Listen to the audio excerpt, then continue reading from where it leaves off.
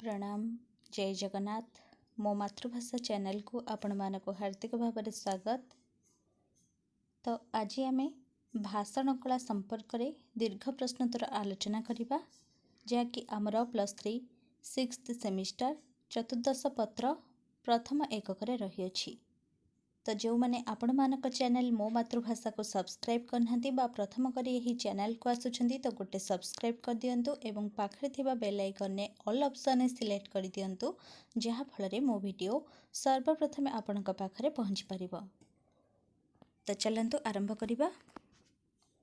Semester exam रे हमर जेमती प्रश्न आसे भाषण कलार संज्ञा और एहार उपयोगिता आलोचना कर। तो से संपर्क रे आमे आज जानिबा। तो वाक् शक्ति थाई मध्य भावपूर्ण न हेले ताहा बोधकता सृष्टि करिपारे नाही। सीमित संख्यक व्यक्तिंक मध्यरे पारस्परिक भावपूर्ण विनिमय को साधारणतः कथावार्ता आलोचना आलाप इत्यादि भावरे बुझी जाई थाए। तो मनुष्यर वाक् शक्ति अथवा कथा कहिबार शक्ति थाई मध्य तो ताहा जितेबाला भावपूर्ण न होई थाए ता बोधकता बा माधुर्य सृष्टि करिपारे नाही। तो सीमित संख्यक व्यक्तिंक मध्यरे सही पारस्परिक भावपूर्ण विनिमय को साधारणतः आमे कथावार्ता आलोचना आलाप इत्यादि भावरे बुझी जाई थाउ। मात्र केवल जनकर वचन भंगिमा अनेक अथवा संख्याधिकंकु आमोदित उद्बुद्ध अथवा प्रभावित करे ताहा भाषण होई थाए।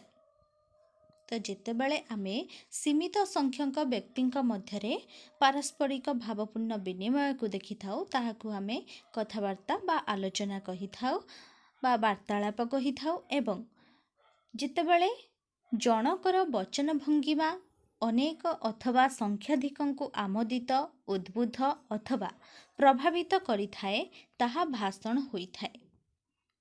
कहिबा व्यक्ति जनक वक्ता भाषक भाषाकार और अन्य माने समस्ते श्रोता होई थांती। अर्थात जो व्यक्ति भाषण प्रदान करे तांको वक्ता कुहा जाए, बाग्मी कुहा जाए, भाषक भाषाकार बोली कुहा जाए एवं अन्य माने समस्ते सेठारे श्रोता होई थांती। भाषणर अर्थ भाषयुक्त अन वक्तृता स्पीच को ग्रहण करा जाए। तो भाषणर इंग्राजी प्रतिशब्द हेउछि स्पीच। तो भाष धातु सहित अन प्रत्यय युक्त होई भाषण शब्द निष्पन्न होइछि। समस्त प्रकारर कथन आधुनिक संस्कृति रे भाषण होई पारे नाही।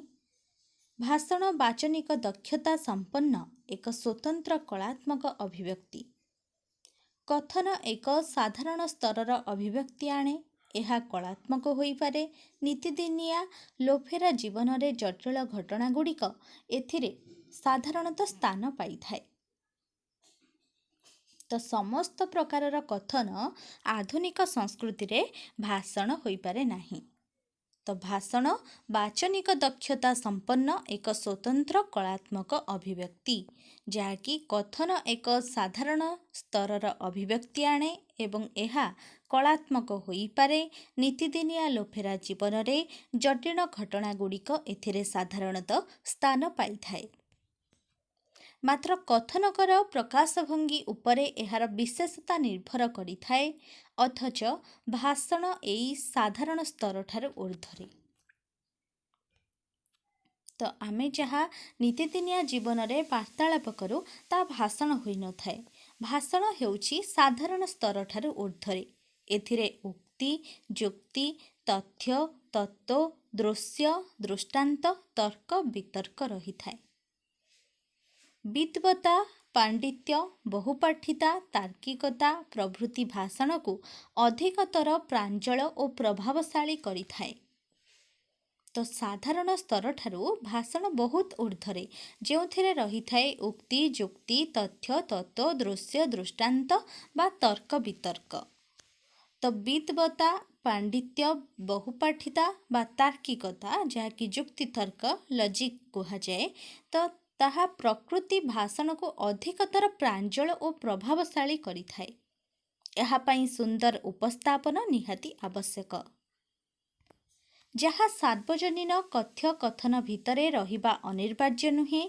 କଥନ କଳାତ୍ମକ ଓ ବୌଦ୍ଧିକ ହେଲେ ଭାଷଣ ହୋଇପାରେ। କଥନ ସାଧାରଣ ବାଚନିକ ପ୍ରକ୍ରିୟା, ମାତ୍ର ଭାଷଣ ଅସାଧାରଣ ଅଭ୍ୟାସ ଓ ପ୍ରସ୍ତୁତି ସାପେକ୍ଷ କଳାକର୍ମ। ଏଣୁ ତେଣୁ ଯାହା କିଛି କହିଦେଲେ ଭାଷଣ ହୋଇପାରେ ନାହିଁ, କାରଣ ଏହା ହେଉଛି ଏକ ବ୍ୟବସ୍ଥିତ, ମାର୍ଜିତ, ସଂଶୋଧିତ, ସଂସ୍କାରିତ ବାଚନିକ କଳା।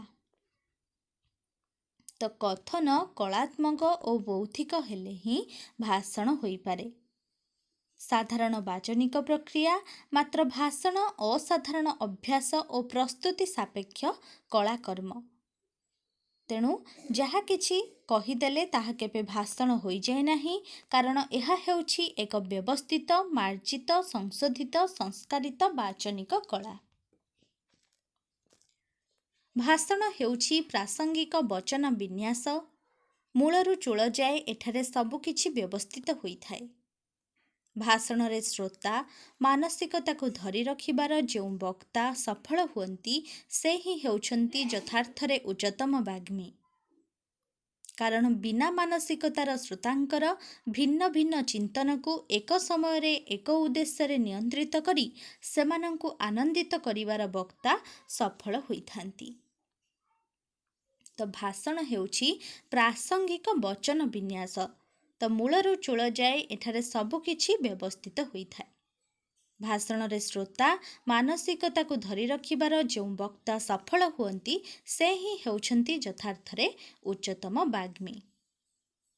ଅର୍ଥାତ୍ ବିନା ମାନସିକତାର ଶ୍ରୋତାଙ୍କର ଭିନ୍ନ ଭିନ୍ନ ଚିନ୍ତନକୁ ଏକ ସମୟରେ ଏକ ଉଦ୍ଦେଶ୍ୟରେ ସେମାନଙ୍କୁ ଆନନ୍ଦିତ କରିବାର ବକ୍ତା ହିଁ ସଫଳ ହୋଇଥାନ୍ତି। ତ ବର୍ତ୍ତମାନ ଦେଖିବା ଭାଷଣର ଉପଯୋଗିତା। ପ୍ରଥମ ହେଉଛି ଭାଷଣ ଶ୍ରବଣ ଓ ଗ୍ରହଣ ଦ୍ୱାରା ବ୍ୟକ୍ତିର ବ୍ୟକ୍ତିତ୍ୱ ପରିବର୍ତ୍ତନ ହୋଇପାରେ। ଅର୍ଥାତ୍ ଭାଷଣକୁ ଶୁଣିବା ବା ଗ୍ରହଣ କରିବା ଦ୍ୱାରା ବ୍ୟକ୍ତିର ବ୍ୟକ୍ତିତ୍ୱରେ ପରିବର୍ତ୍ତନ ହୋଇଥାଏ ଏବଂ ଏହା ବ୍ୟକ୍ତିତ୍ୱ ଗଠନ ସହିତ ଜାତି ନିର୍ମାଣରେ ସହାୟକ ହୋଇଥାଏ। ଅର୍ଥାତ୍ ଭାଷଣ ଦ୍ୱାରା ବ୍ୟକ୍ତିର ବ୍ୟକ୍ତିତ୍ୱ ଗଠନ ସହିତ ଜାତି ନିର୍ମାଣରେ ମଧ୍ୟ ଏହା ସହାୟକ ହୋଇଥାଏ, ଯାହାକି ଭାଷଣର ଉପଯୋଗିତାରେ ଯାଉଛି। ଅର୍ଥାତ୍ ଭାଷଣ ଦ୍ୱାରା କ'ଣ କ'ଣ ଉପଯୋଗ ହୋଇପାରୁଛି ସେ ସମ୍ପର୍କରେ ଏହା ଆଲୋଚନା। ଶିକ୍ଷା, ସଂସ୍କାର ଉଭୟ କ୍ଷେତ୍ରରେ ଭାଷଣ ସୃଷ୍ଟି କରିପାରେ ଉତ୍ତରଣ। ମଣିଷ ଭିତରେ ଜଡ଼ତା, ନିଷ୍କ୍ରିୟତା ଓ ସ୍ଥାଣୁତାକୁ ଭାଷଣ କରିଥାଏ କ୍ରିୟାଶୀଳ। ବିଶେଷ କରି ବିପଥଗାମୀ ମାନବକୁ ଅନେକ ସମୟରେ ଭାଷଣ ଉପଯୁକ୍ତ ମାର୍ଗ ପ୍ରଦର୍ଶନ କରିଥାଏ। ଅର୍ଥାତ୍ ଶିକ୍ଷା, ସଂସ୍କାର ଉଭୟ କ୍ଷେତ୍ରରେ ଭାଷଣ ଉତ୍ତରଣ ସୃଷ୍ଟି କରିଥାଏ ଏବଂ ମଣିଷ ଭିତରେ ଜଡ଼ତା, ନିଷ୍କ୍ରିୟତା ଓ ସ୍ଥାଣୁତାକୁ ଭାଷଣ କ୍ରିୟାଶୀଳ କରିଥାଏ, ଯାହାକି ବିପଦଗାମୀ ମାନବକୁ ଅନେକ ସମୟରେ ଭାଷଣ ଉପଯୁକ୍ତ ମାର୍ଗ ପ୍ରଦର୍ଶନ କରିଥାଏ। ଭାଷଣ ଜଣେ ଉତ୍ତମ ବନ୍ଧୁ, ପ୍ରକୃଷ୍ଟ ଶିକ୍ଷାଦାତା ରୂପେ ଦିଶାହୀନଙ୍କୁ ପରାମର୍ଶ ଓ ଉପଦେଶ ପ୍ରଦାନ କରିପାରେ। ଜ୍ଞାନର ପରିସୀମାକୁ ଭାଷଣ ବର୍ଦ୍ଧନ କରିଥାଏ। ସାଧାରଣଙ୍କ ଭିତରେ ପାରସ୍ପରିକ ସମ୍ପର୍କର ସେତୁକୁ ସୁଦୃଢ଼ କରିପାରେ। ଅର୍ଥାତ୍ ଭାଷଣ ଜଣେ ଉତ୍ତମ ବନ୍ଧୁ ବା ପ୍ରକୃଷ୍ଟ ଶିକ୍ଷାଦାତା ରୂପେ ଦିଶାହୀନମାନଙ୍କୁ ପରାମର୍ଶ ବା ଉପଦେଶ ପ୍ରଦାନ କରିପାରେ। ଜ୍ଞାନର ପରିସୀମାକୁ ଭାଷଣ ବର୍ଦ୍ଧନ କରିଥାଏ, ଯାହାକି ସାଧାରଣଙ୍କ ଭିତରେ ପାରସ୍ପରିକ ସମ୍ପର୍କର ସେତୁକୁ ସୁଦୃଢ଼ କରିପାରେ। ଜ୍ଞାନଗର୍ଭକ ଭାଷଣ ଉତ୍ତମ ଶିକ୍ଷକର ପ୍ରଶିକ୍ଷଣ ଠାରୁ ଅଧିକତର ଭାବରେ କ୍ରିୟାଶୀଳ ହୋଇପାରେ। ଅର୍ଥାତ୍ ଜ୍ଞାନଗର୍ଭକ ଭାଷଣ ଉତ୍ତମ ଶିକ୍ଷକର ପ୍ରଶିକ୍ଷଣ ଠାରୁ ଅଧିକତର ଭାବରେ କ୍ରିୟାଶୀଳ ବା କ୍ରିୟାପୋଯୋଗୀ ହୋଇଥାଏ। ଏହା ଜାତିକୁ ସଂସ୍କାରିତ କରାଏ। ଜାତୀୟ ଅସ୍ମିତାକୁ ନୂତନ ଭାବରେ ଜାତି ସମ୍ମୁଖରେ ତୋଳି ଧରିବାରେ ଭାଷଣ ହୁଏ ସ୍ୱତନ୍ତ୍ର ଆଦର୍ଶ। ପ୍ରତ୍ୟେକ ଜାତି ଭିତରର ନିଷ୍କ୍ରିୟତାକୁ ଭାଙ୍ଗି ନୂତନ ଜାତି ଗଠନରେ ଭାଷଣ ହୁଏ ମହାର୍ଘ ମହୋଷଧି। ଅର୍ଥାତ୍ ଭାଷଣ ଜାତିକୁ ସଂସ୍କାରିତ କରିଥାଏ, ଜାତୀୟ ଅସ୍ମିତାକୁ ନୂତନ ଭାବରେ ଜାତି ସମ୍ମୁଖରେ ତୋଳି ଧରିବାରେ ଏହା ଏକ ସ୍ୱତନ୍ତ୍ର ଆଦର୍ଶ ରୂପେ ପରିଗଣିତ ହୋଇଥାଏ ଏବଂ ପ୍ରତ୍ୟେକ ଜାତି ଭିତରର ନିଷ୍କ୍ରିୟତାକୁ ଭାଙ୍ଗି ନୂତନ ଜାତି ଗଠନରେ ଭାଷଣ ହୁଏ ମହାର୍ଘ ମହୋଷଧି। ତ ଏହା ହେଉଛି ଭାଷଣର ଉପଯୋଗିତା।